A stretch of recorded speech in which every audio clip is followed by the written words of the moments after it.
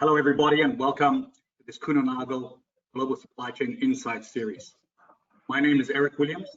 I'm the Global Head of International Supply Chain at Kuehne+Nagel, and I'll be moderating the session. The topic for today's webinar is how to enable a responsive global supply chain. The first 45 minutes to hear why it is important, what are the levers, how to achieve it. You'll also have the opportunity to interact through a poll and a question and answer session at the end of the webinar. Certainly, we're very happy that you've joined us today and invested time to listen to this topic. We hope that you're all healthy and well, and at what has indeed been an unprecedented few months. It is clear that the impact of COVID-19 pandemic has had on all of us, both personally and professionally, has led to new learnings and perspectives. However, our community has proven without any doubt that it's able to face these challenges with strength, resilience, adaptability, and creativity. Indeed, COVID-19 forces us all to make many changes.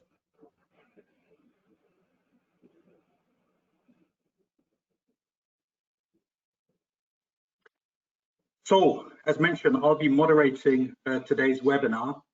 I'm here to help guide you through the live session, make sure you have the best webinar experience possible. I'm joined by two fantastic speakers. I know you can only see one, but that was the first technical hitch we have. We still have the other one, we just can't see him. Both these gentlemen that are with me today have worked with retailers and with the logistics service providers. They both bring great insights, and I'm truly excited to have them here in the webinar with me.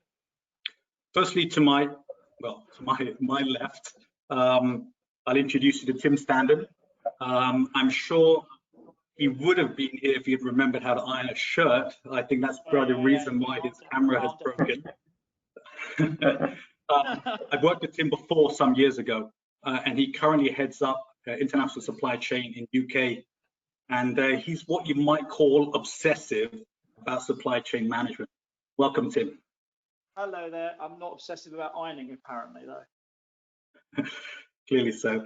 To my right here is Christophe Letellier. As mentioned, he has experience on the customer side with a French retailer.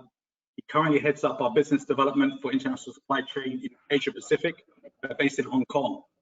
He is a keen customer advocate. He brings thought leadership insights combined with a very hands-on approach. Thank you for joining, Christophe. Hi, Eric. My pleasure. I'm sure our audience are looking forward to hearing what you're going to share with us today, so no pressure on either of you. Okay, let me introduce you all to the agenda for today's webinar. We'll begin with a short recap from the recorded prelude on the importance of responsive supply chains. After that introduction, we'll concentrate on the three levers. From here, we'll move the focus onto the three enablers. And as we like to do, we like to conclude with some key takeaways for you from the session. We'll then have a chance for a short poll, and I certainly hope that you'll have a number of questions as well. Okay, I have been told I need to cover a few practical items. Apparently, I cannot stray off on my own here, so I have to be very obedient and share some key information regarding the webinar today. Okay, we believe the presentation will take about 45 minutes, depending on how long the guys speak for and how many questions I give them, followed by a 15-minute interactive part with you, our audience, including that poll and question and answer session. A recording of the webinar will be available after this live session. So just relax, knowing that all the information will be accessible afterwards. If you have any questions throughout the webinar, feel free to enter them in the side panel and we'll get back to you during the Q&A at the end of the session. Or if we don't have time, then we will definitely get back to you in writing.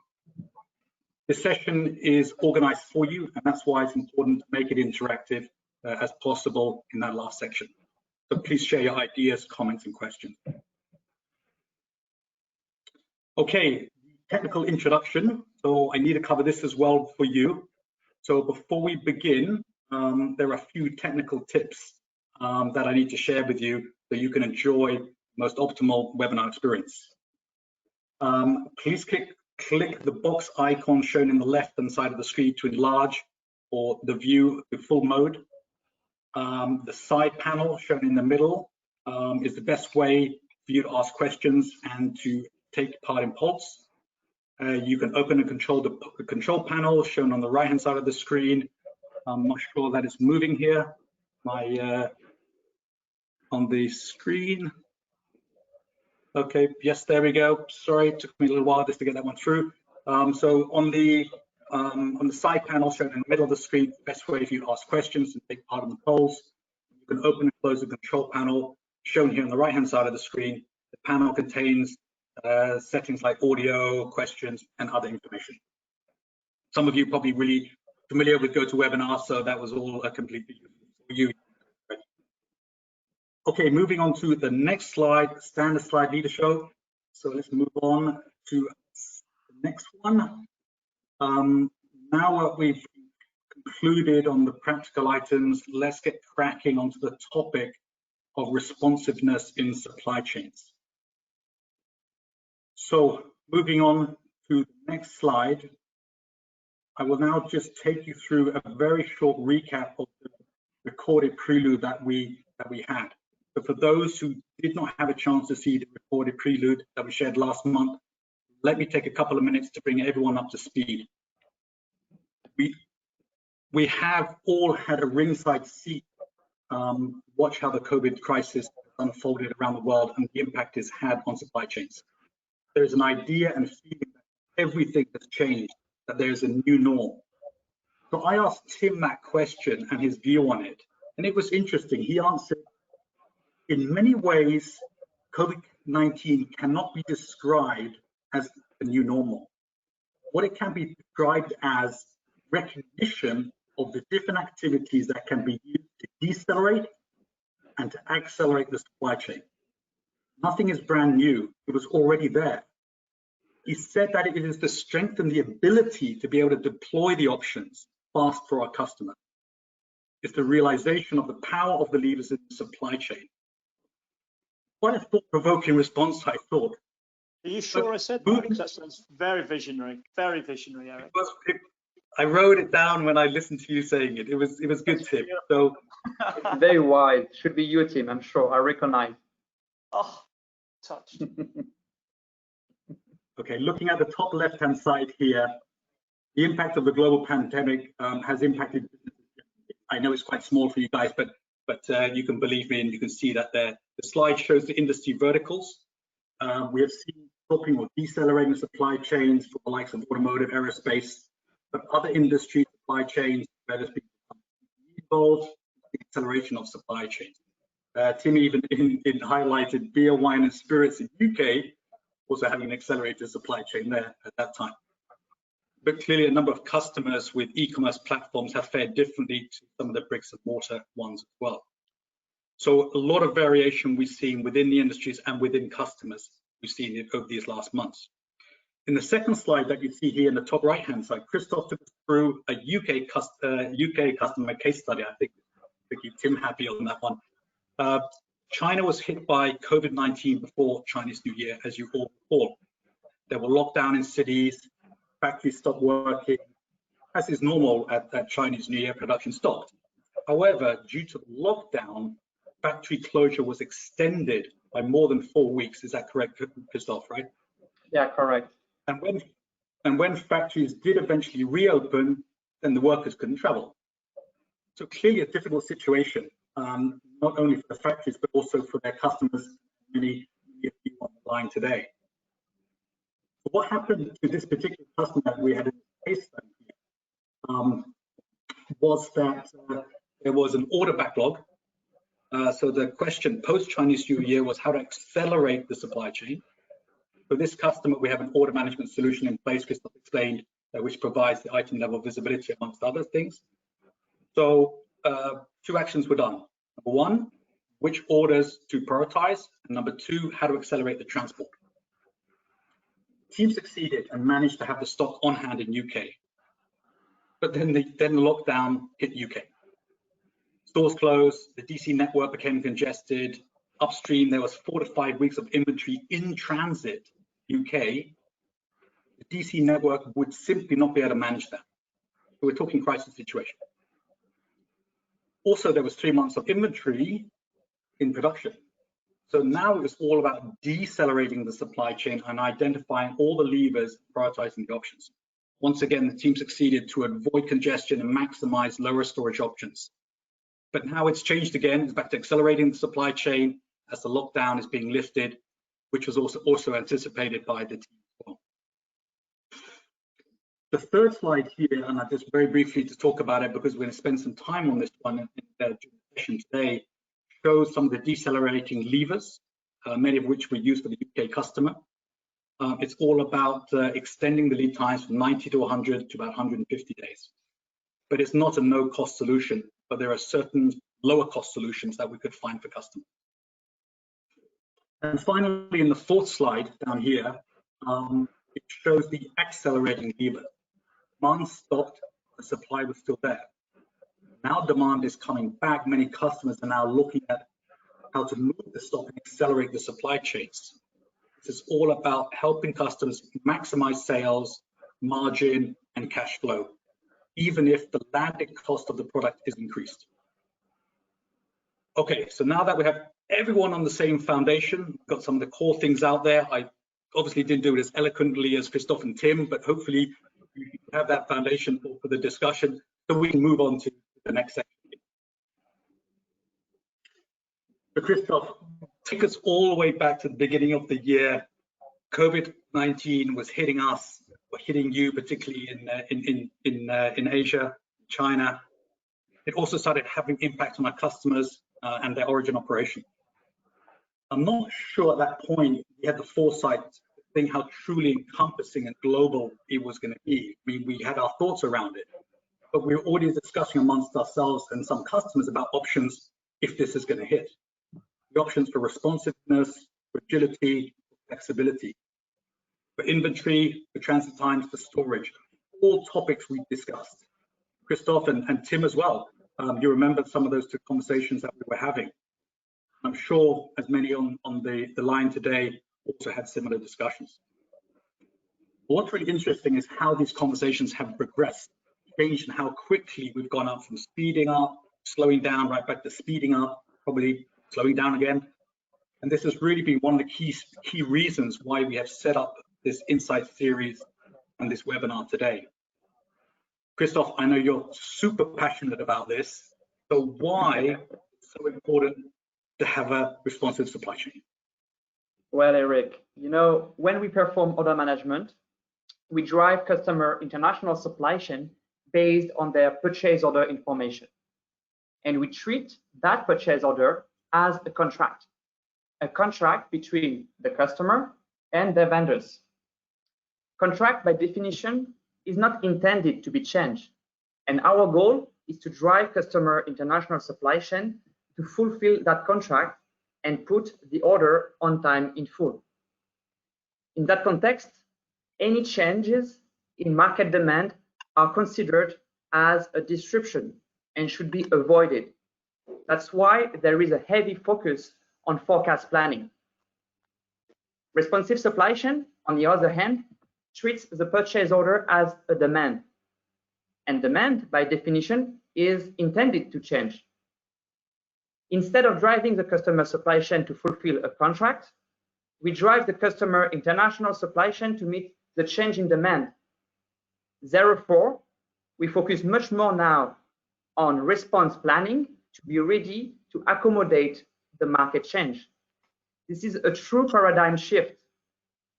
You know, by definition, responsiveness is the capability of reacting quickly and positively. That's why, Tim, will present to you some easily actionable levers in the supply chain in the next slide. Tim, it's for you. Okay.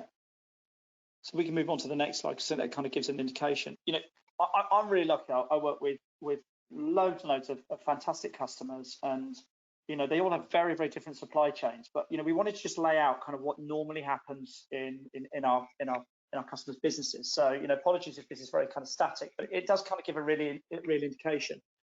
You know, the customer is raising an order, and for many of our customers, they're raising, you know, 10, 20, 30, maybe 100,000 orders over the course of a year. So that point that Christoph was raising at the beginning in terms of it becoming a contract and not really kind of reflecting the demand changes, it's really normal for our customers, because you simply cannot live and check every single purchase order all day, every day. You have to accept that the supply chain and the partners within it will perform.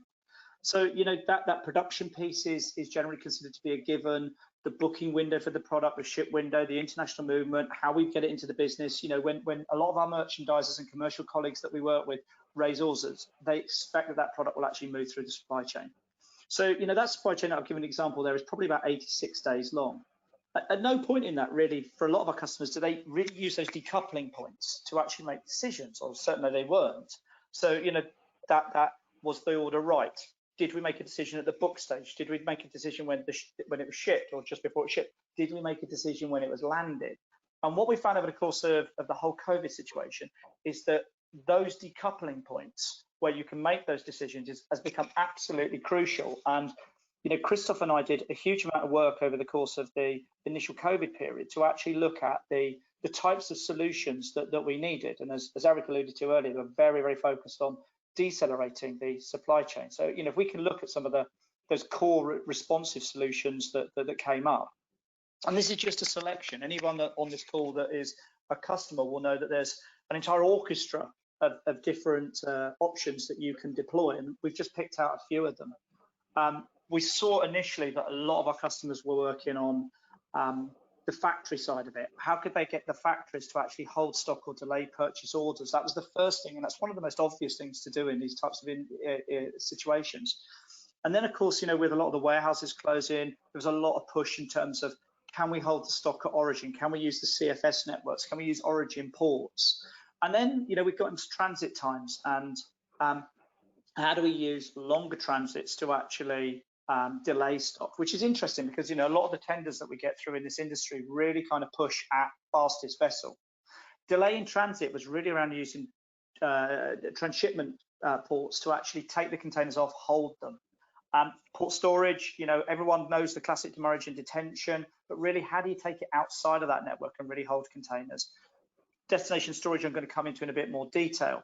So that was what we're doing to decelerate the supply chain, but accelerating, you know, we're now in a place where we're talking more about air, our Eurasia Express service, and even sea air. And what it means for us when we're working with our customers, instead of having that kind of static 86-day supply chain, we really can work with our customers to either accelerate it to 49 days or decelerate it to 130 days. And in many instances, we could even go beyond 130 days. So that's what we at Kuehne+Nagel really been working with on our customers, is how do we kind of give you that breadth of responsiveness within the chain. So we can move on.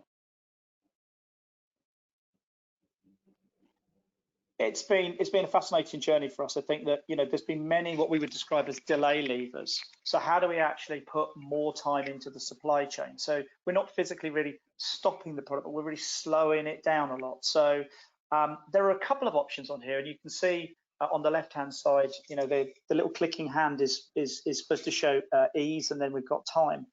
That having those initial conversations and seeing how can we get the factories to slow down product was, you know, it's an easier win. It's not a simple win, but, you know, but it's easier than many of the other options. The booking longer transit times, I'm going to come onto that a bit later on in this talk, but using the power of the carrier network to actually slow things down. And then we kind of come into things that, you know, are more complicated and actually create a slight more risk in the supply chain in terms of using transshipment ports, doing work at destination, and one which, you know, we actually found that none of our customers really went after, which was changing the destination. So that's what we do within the physical supply chain, but we can also store. So looking about what do we store at factory, what do we do in terms of the CFS network, what do we do in terms of destination storage? And, you know, one of the things that Christoph was doing for us in Europe, and certainly in the world, was actually really looking at space within our CFS network and saying to our customers, you know, we've got 500 cubic meters in Ningbo. Does anyone need 500 cubic meters? And ring fencing that space for customers that were needing our support. You know, so they weren't really using CFS networks as a pure CFS, but really using it as a storage location. And similarly, you know, one of the points I'm going to get onto in a bit will be around destination storage. So again, you know, many of our customers, you know, use destination ports really just as a pass-through location.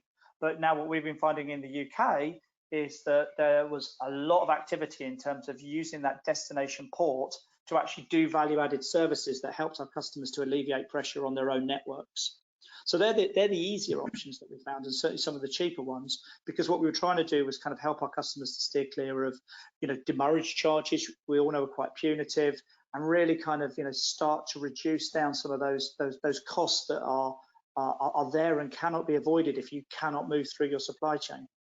Christoph, do you want to add to that? Because I know you're really passionate about this particular slide.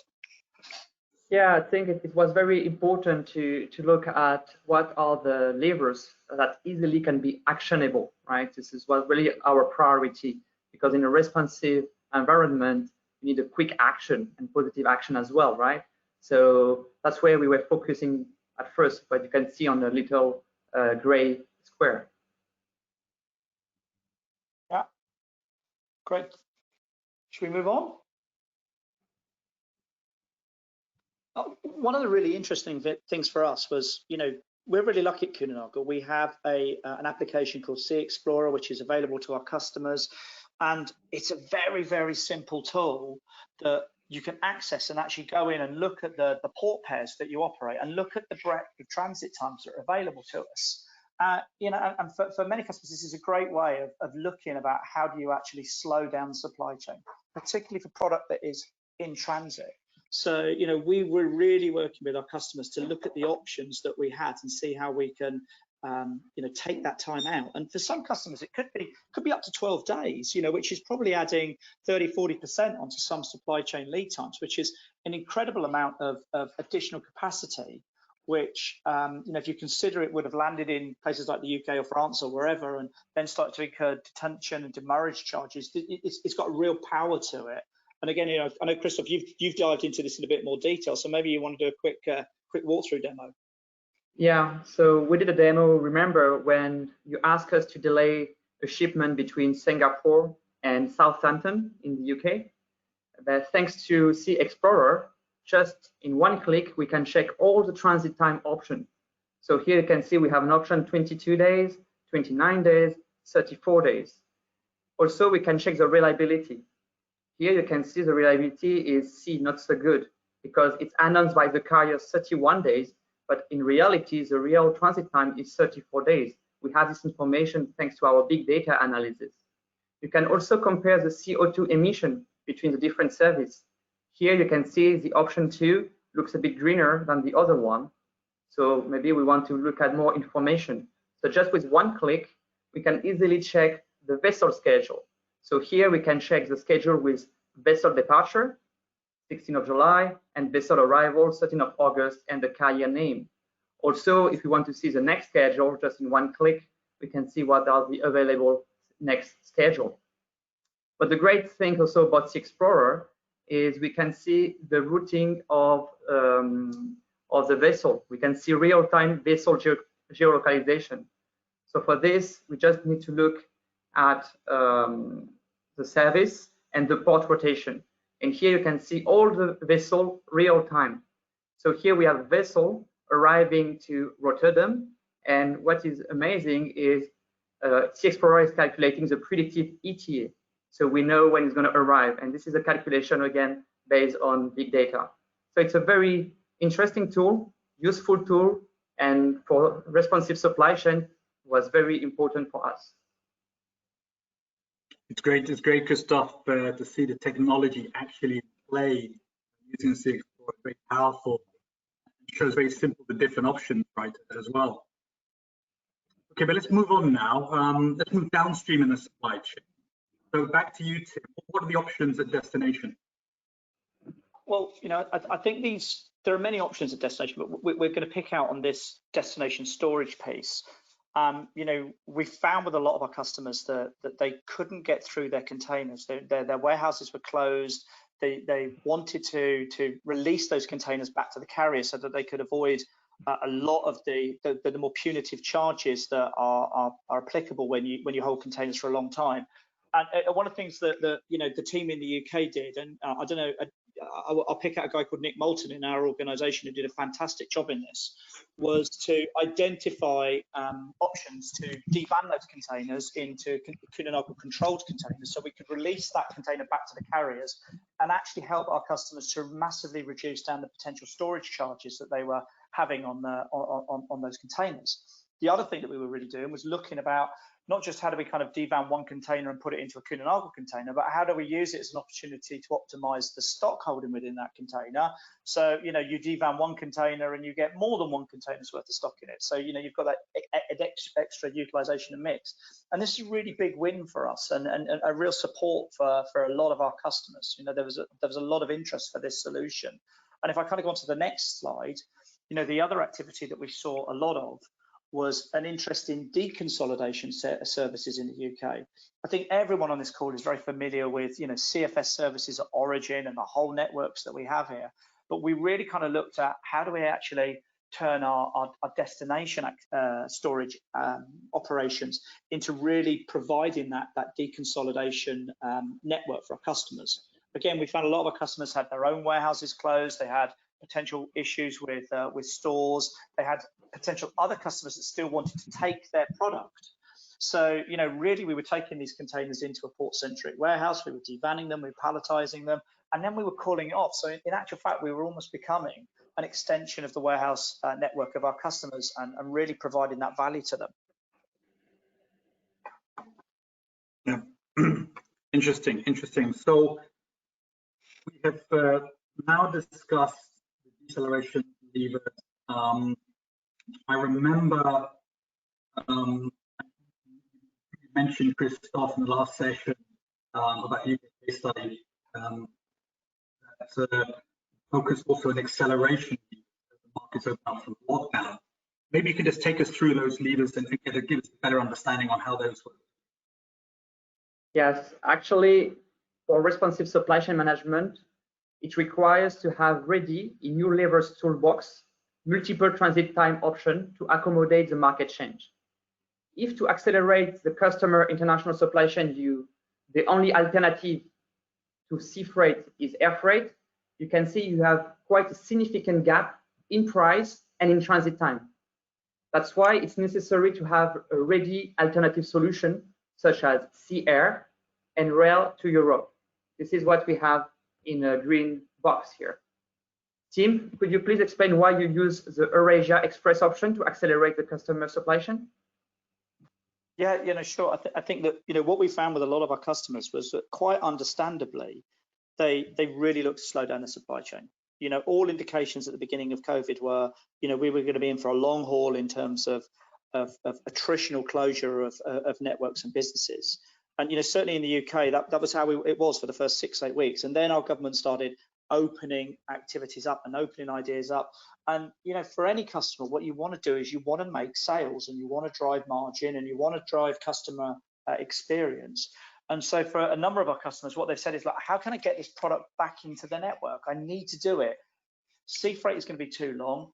Air freight is at the moment too expensive. So what can I do in between? And, you know, one of the things that's really become quite prevalent at the moment is conversations about using what we describe as the Eurasia Express. So, you know, in essence, taking containers from, you know, Asia and particularly places like China, all the way through to the UK. You know, and so much of this, when you look at the slide on the left-hand side, is really showing you a classic supply chain. You know, you book 14 days in advance, the cargo is picked up, all the documentation, all of that is standard.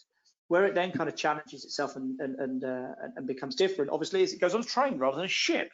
You know, and what we're finding is that, you know, to get it to mainland Europe is probably going to take, you know, 14 to 16 days, which is for most trade lanes massively reduced on a sea freight shipment. And then, you know, because we've got 21 miles or 32 kilometers of water in the UK, that adds 4 days to it. And, you know, I actually rode the channel when I was younger. It only took me 4 hours, but it takes us 4 days to get to the UK.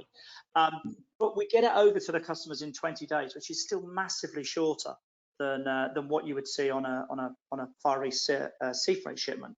So, you know, what that allows us to do is to get the product back in for stock, for people and customers to get the end of the summer market, to be ready for the back to school ranges.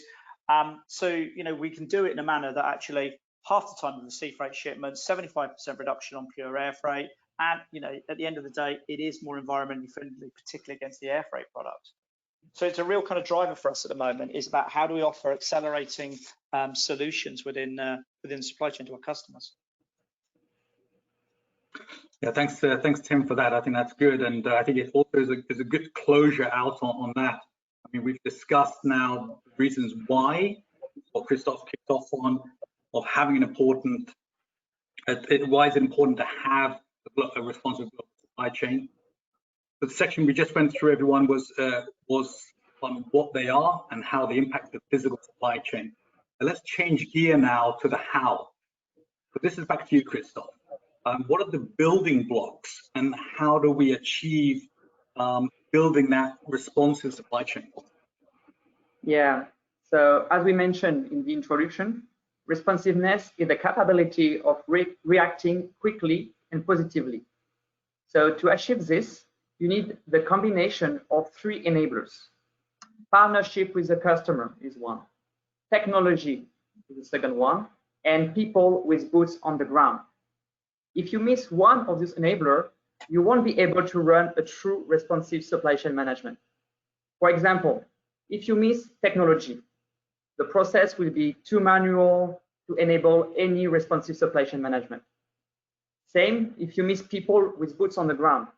You won't be able to act quickly and positively with your levers.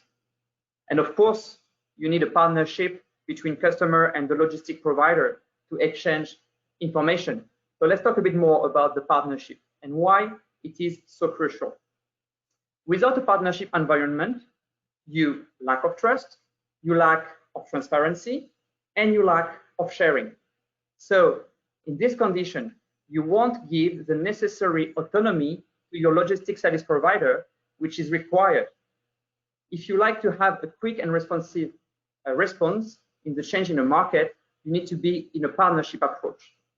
So therefore, you need to build trust, transparency, and sharing behavior to enable a true responsiveness. Can I just echo that, Christoph? I think that, you know, for a lot of our customers, it was really quite challenging because they had to make really, really quick decisions because time was so much of the essence. The amount of cost that could be generated by taking slow decisions was really quite punitive. So, you know, this was absolutely crucial for us in the UK in terms of how we had to work with our customers and them having to make really big decisions really, really quickly. Yeah, it's a foundation. And after, the second important part is the technology. So today, who can live without technology in his personal life? Even when I order a pizza on Deliveroo app, I have visibility about what is the status of my pizza and when it's expected to arrive in my place. So I can decide if I have time or not to take a shower before the delivery boy will arrive in my place. Also with the app, I can monitor my consumption of delivery food for the last month and realize I should take corrective action and cook more healthy food at home, maybe. So what does it mean for responsive supply chain management? Well, as you understand, instant and accessible visibility are a must-have to know where our products are. And it needs to be clearly highlighted which product needs to be accelerated or decelerated to meet the market demand.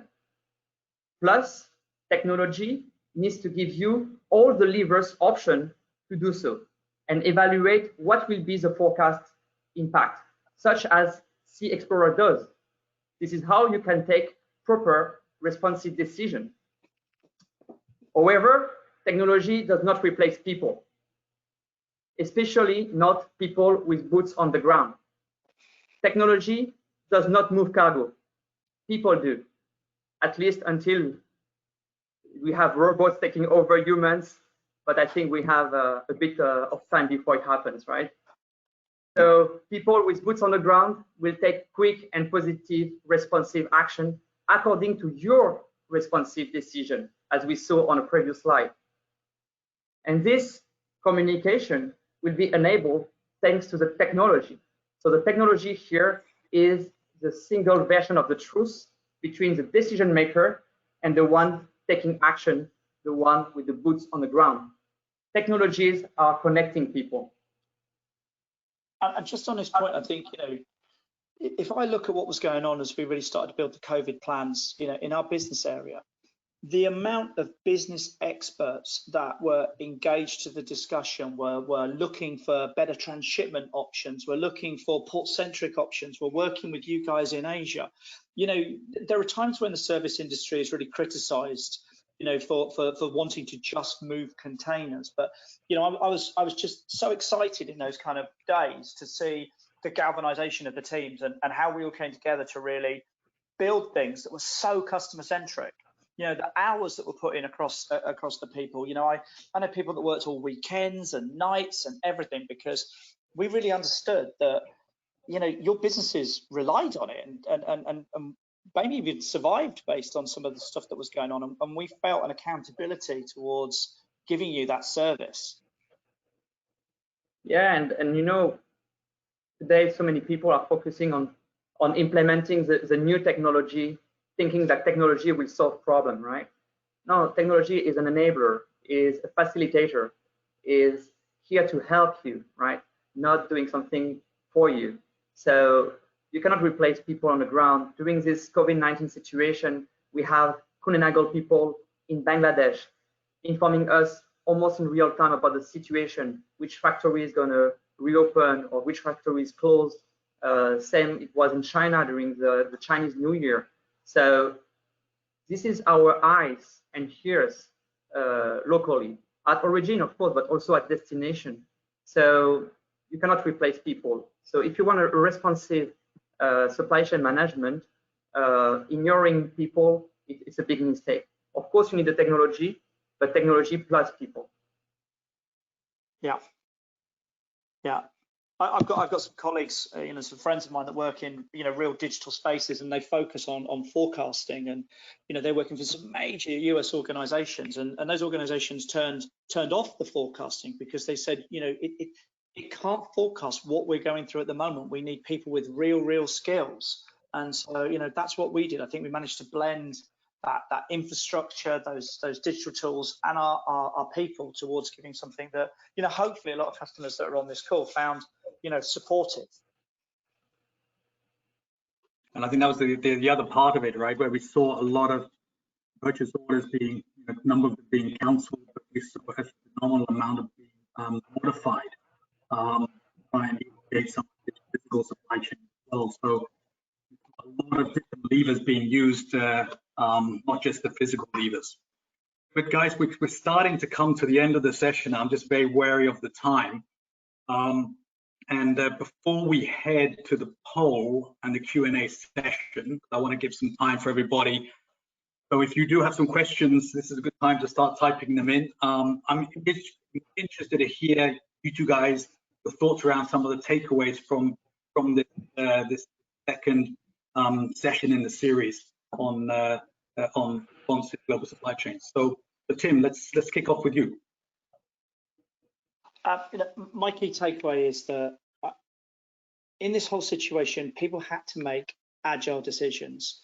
And one thing I'm really hoping is that as part of our future and how we really look at our supply chains, we continue to do that.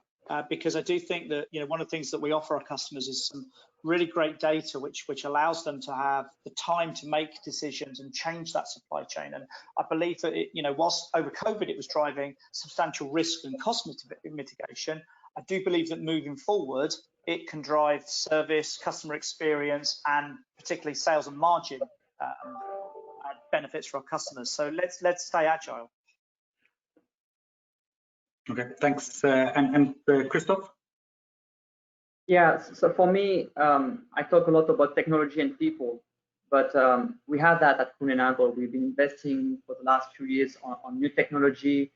We have a large footprint of people all around the globe because we are a multinational company. So for me, the takeaway is a partnership, because it's not something we have in our full control. Partnership needs to be between a customer and a logistic provider. So it's something you build over time. And that's not something you build just in one day. So you need to build over time. And for this, you need to prove that the customer can trust you so they can share more information. And when we have information, more information from the customer, we can help them, we can guide them, right? And we will offer anyways the technology and people to enable the responsive supply chain. So for me, partnership is crucial, and we should not negligate this aspect. Okay, thank you, Christophe. And from my perspective, it is building on capability to ensure you have the right partner. Build the processes enabled by technology, improving communication, making responsive part of the daily business. Not only for business continuity and planning, in my view, but it's also the possibility to look close at one's global supply chain and manage the orders more. So we close out on the main sessions, gentlemen. Thank you very much indeed for your insights so far. You're not off the hook yet, because I think we're going to have a few questions coming in, I see. But let's now move to that interactive session. So firstly, let's take a short poll, because I want to get everyone starting to interact here. So the question is, how important is it for your business to adopt a wider range of responsive levers following your learnings from COVID-19? And you have 3 choices. You have to select one of those. First one, highly likely. Second one, somewhat likely. Or you already have the sufficient flexibility already. So we're not allowed to vote, but you can. So give you a couple of seconds. And then... Any predictions here, Tim? What do you think? I'm cheating because I can see the numbers on the right-hand side. So yeah, You're much cleverer than me then, following that. It's good to have the audience participating a bit, because we've been talking for a few minutes now. It's good to have also the feedback from the audience, so you can understand a bit better their concern. Yeah. Okay, can we close the poll now? Can we see the results? Can everyone see the results? Okay. Wow. So 50% of you said highly likely. Half of you, 37, somewhat, and only 13% said you already have that flexibility already. Guys, what's your thoughts on this? Did you expect that, Tim?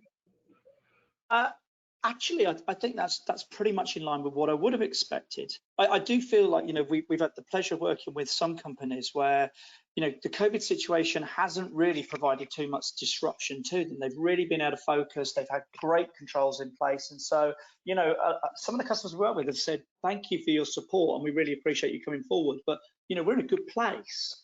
And, you know, I think they're highly likely, you know, 50%, you know, yes, you know, that sounds like a reasonable number. I think the challenge for organizations like ourselves in the industry that we work in is to be that partner that Christophe alluded to, and to make sure that, you know, we continue with that proactivity in terms of bringing those solutions to them. Yeah. Any comments from your side, Christophe? Yeah, sure. And I think it reflects what we said at the beginning, right? We talk about a paradigm shift. So you don't have a paradigm shift overnight, right? What is good here is we see 50%, and if we add a 37%, there is already consciousness on the audience about they need more flexibility in that supply chain, and they cannot have a rigid supply chain as they used to have with forecast planning and follow the plan. We need some flexibility because we have a high level of uncertainty, and it's not just COVID-19, right? Even when you look at the normal situation, you have uncertainty on demand, and that's the new challenge we will have more and more. So I think the audience realized the need of flexibility. It's, as I said, a paradigm shift, and it will take a bit more time to get that generalized among customers. Yeah. Okay, well, thank you very much indeed for all you participated. That's excellent. Nice to give us that feedback, gentlemen. Thanks for your comments on that. But now let's move to the Q&A session. I'm very keen to hear the audience's thoughts. If you have a question, I'm seeing questions coming in. If you haven't, you can use the side panel. As I mentioned, this is your opportunity. But I'm going to cheat a little bit. I'm going to ask the first question just to give myself a chance to have a read through of those ones I'm going to ask the first question to you guys. And we had a webinar the other day with some of our colleagues from Integrated Logistics, so the 4PL guys, really interesting. They had a guest speaker, probably many of you know him very well, Dr. John Gatorna, one of the thought leaders within supply chain.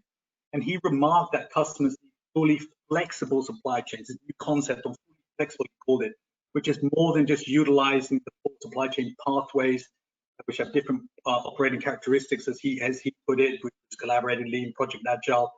And talk that this was a part-time activity in this business continuity planning, but he now says that companies need a dedicated team to think how they're going to handle these emergency situations using modeling, simulations, make to order, and combining that with business as usual.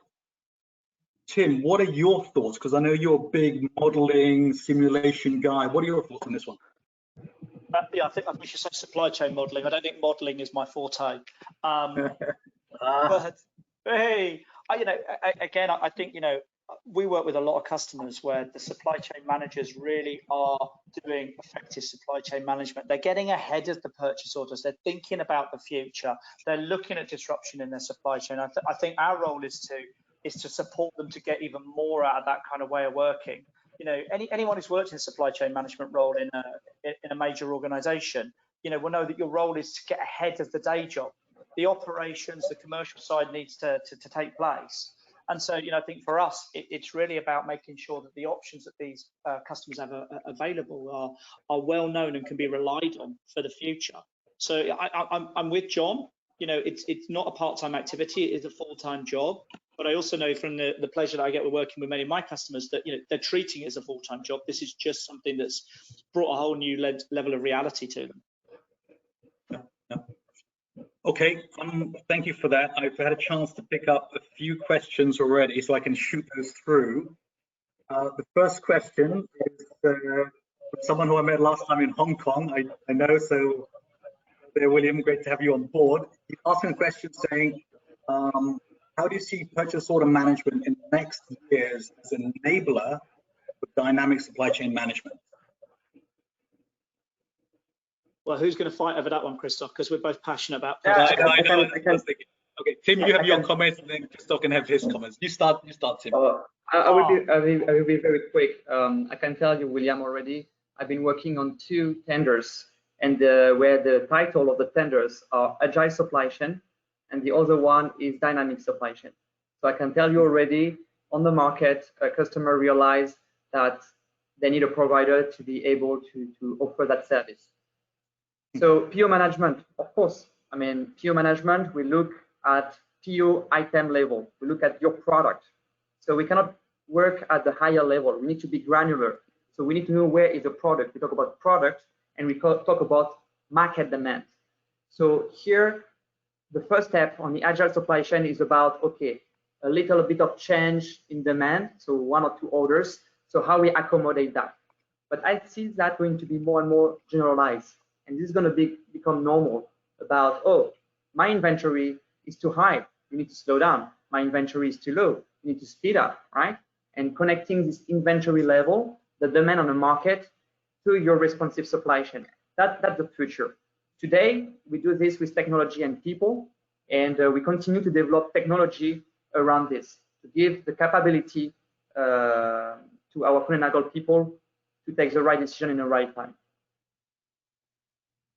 Yeah, look, from my perspective, we're really lucky that, some of our customers, what they do is not only share the purchase order information, but they'll regularly share, more valuable information to us, which is what's going on in terms of sales, demand, on-shelf availability, in-warehouse availability, new promotions that are going on. What it gives us the opportunity to do is use the purchase order information and the market intelligence information that's being shared to actually support our customers to look about how do we proactively decelerate or accelerate the supply chain. We can move away from those kind of static dates of the ship window, the required in DC, and we can really help the customers to have more options. And it's really exciting where you're working with customers that aren't really asking you to focus on, I don't know, a $10 million spend on their freight, but actually asking us to help them in terms of the $500 million that they're spending on product in their purchase orders. And that's what really, really excites me about this industry, is when I get to talk about 500 million or more. Absolutely. Okay, the questions are starting to reel in now, so I'm going to go quickly. So some fast answers. Okay, we have Rajat in India asking how to control the rising supply chain and unpredictability transportation. From me, I'll start this. I think that again, with the customers where, as Christopher alluded to, we have a really great partnership. One of the things that we become really good at is getting clarity in terms of not just their supply chain forecasts, but their business forecasts. And what that allows us to do is to really kind of get ahead of the curve when it comes to helping those customers to design and plan for their supply chains. So, we're working already with a couple of customers in terms of looking at the forecasts they have and how we use those to actually really bring the carriers and the partners that we use on their behalf along on the strategic journey with the particular end customer. So the more that we can get shared up front, and the more of a clear strategy we can take to the whole network, the more we can reduce down the uncertainty and some of the supply chain costs. Carriers will, as anyone will do, they will buffer costs into their supply chain based on unpredictability. So the better that we can do in that forecasting space, the more we can help customers, our providers, to actually reduce down the risk of handling a particular piece of business. Christophe, any comments to yeah, I think when we look at this, we need to look at the total cost of ownership, right? And very few customers, they have this holistic approach to really look at the total cost of ownership. I just have a question back. Yes, transportation price may increase, but what about lack of stock? Imagine your lack of stock. You're missing your sales. There is no product in your store. How much it costs you? What is the price of overstock? I'm not talking about the storage cost, about your asset costs, about your immobilization of your cash flow. That costs a lot. In comparison, transportation cost is not that high. It's minimal. So that's where some customers realize this, and they switch the focus from trying to get the cheapest transportation than to have the minimum inventory and get the product at the right time, at the right place, at the right cost. Okay, just thanks for that. Just a couple of questions here. Regarding the Eurasia train team, for UK, have you considered full road mode for customers there? Has that been something that you looked at in terms of transit time, price, CO2 emissions? There's been a couple of people that have asked us about this. Do I feel like I've got a strong solution that I could offer these customers at this stage? I'll be honest, no, I don't believe I have, and I certainly believe that in this industry, honesty is absolutely pivotal. Am I in a position to look further into this and and really see about how I could offer something? Absolutely, I am. But as of today, I wouldn't feel comfortable providing a road service, to the UK. It's difficult enough driving from Milton Keynes to the north of UK. So from Wuhan to the UK is probably a bit of a challenge. But never say never. No, it's also when we look at transportation, we need to look at what we did in a matrix, right? Cost, time, risk. When you make a truck from China to Europe, okay, you need multiple drivers for the 24/7, okay, first of all. Secondly, truck, in terms of pollution, is quite high. We say, yeah, the shipping company is polluting a lot, but when you realize the number of containers on a ship vessel, actually it's quite a green solution of transportation. Now, when you move trucks, it's not so green. Also, you can realize that truck is not so cheap solution. If you look at your on carriage at destination, when you do the delivery from the port to your DC, how much it costs you compared to the sea freight, right? It's quite the same price, it's quite expensive. So having a truck with multiple drivers crossing the Asia-Europe continent is not so green, it's not so cheap, and as mentioned by Tim, also the risk of having your goods being stolen or being damaged. So I won't recommend this. I don't think it's really a transportation of the future. I may be wrong. I'm making a prediction here. I believe much more on the rail, because you have a scalability on a blockchain. You can put multiple containers. It's quite a green solution between air freight and sea freight. So I think it's a good alternative to fill the gap between air and sea. Yep. Okay, I think too many questions. I can just cognizant of the time, because I want to wrap up. Wrap up on it. Thanks, guys, for answering those questions. The ones we didn't cover, we will get back to you directly on those ones to answer your questions for you. In addition, you can, if you're interested to speak, you can also contact us directly as well. And that's possible through the email, which I think you should see here now, or you can also reach out to us through LinkedIn as well. We're certainly very comfortable to answer your questions, or these two guys are very comfortable to answer your questions. And then, of course, also if you want to engage with as well, locally, absolutely, we can help to take that. Moving to the next one, really to say thank you for joining the second installment of the supply chain series. Once again, this is a new initiative for us to share insights, best practices, stories, not only from the KN team, but also from customers who have best-in-class supply chains, or really well, and others whom are thought leaders within the industry. The next installment will be later next month, once everyone's back from holidays. Those on this call will automatically receive details, as long as you ticked apparently the right box in the registration. But we will also make sure it's on the KN website and our LinkedIn page, so there will be certainly a visibility on it also through our local teams as well, share with you. So thank you to our speakers, to Christophe, who you can see. Thank you. We already saw a picture of you a couple of times, but yeah, something was going to happen. At least no kids came through or something like that to interrupt. So that's good. I saw mine outside, so they're behaving well. Thank you for that. But thank you, audience, for joining us today. I hope you've learned something new. I hope you've taken something that you can apply in your business. We appreciate being here with us this afternoon, or this morning, or evening. Stay safe, stay healthy, and we look forward to connect with you and see you at our next webinar. Thank you very much indeed. Thank you, everybody. Bye. Bye. Bye-bye.